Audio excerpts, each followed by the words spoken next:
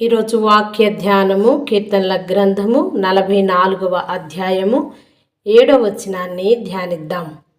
మా శత్రువుల చేతిలో నుండి మమ్ము రక్షించువాడవు నీవే, మమ్మును ద్వేషించు వారిని సిగ్గుపరచువాడవు నీవే. ఆమెన్.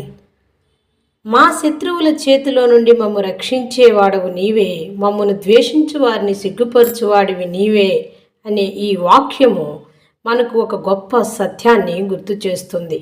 మన జీవితంలో కొన్నిసార్లు మనకు వ్యతిరేకంగా నిలబడేవారు ఉంటారు, మన గురించి చెడుగా మాట్లాడేవారు ఉంటారు, మనకు కష్టం కలిగించేవారు కూడా ఉంటారు. అలాంటి సమయాల్లో మనం మన శక్తిని నమ్ముకుంటే సరిపోదు. ఎందుకంటే మనం మన బలము మీద పరిమితంగా ఉంటే సరిపోదు. మన బలము పరిమితమైనది.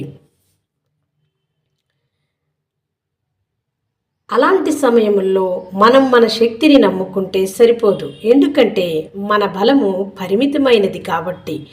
కానీ దేవుని బలము అపరిమితమై ఉన్నది కాబట్టి ఆయన యందు భయభక్తులు కలిగి మనము ఉండాలి.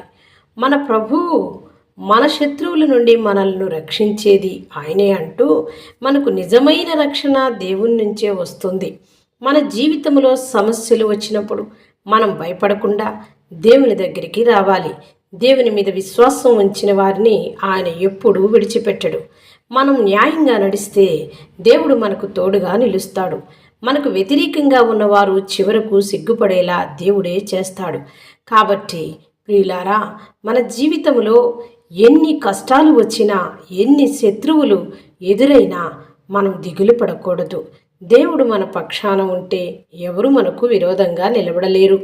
అందుకే మనం ప్రతిరోజు దేవునిపై విశ్వాసంతో జీవించాలి. ఆయన మన రక్షకుడు, ఆయన మన సహాయకుడు, ఆయన మనకు విజయం ఇచ్చే దేవుడని వాక్యం సెలవిచ్చిన ప్రకారం మనము చిన్న ప్రార్థన చేసుకుందాం.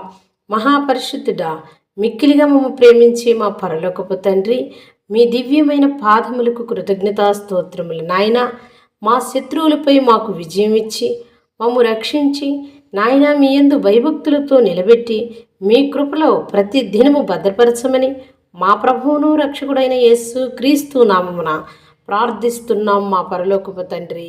ఆమెన్.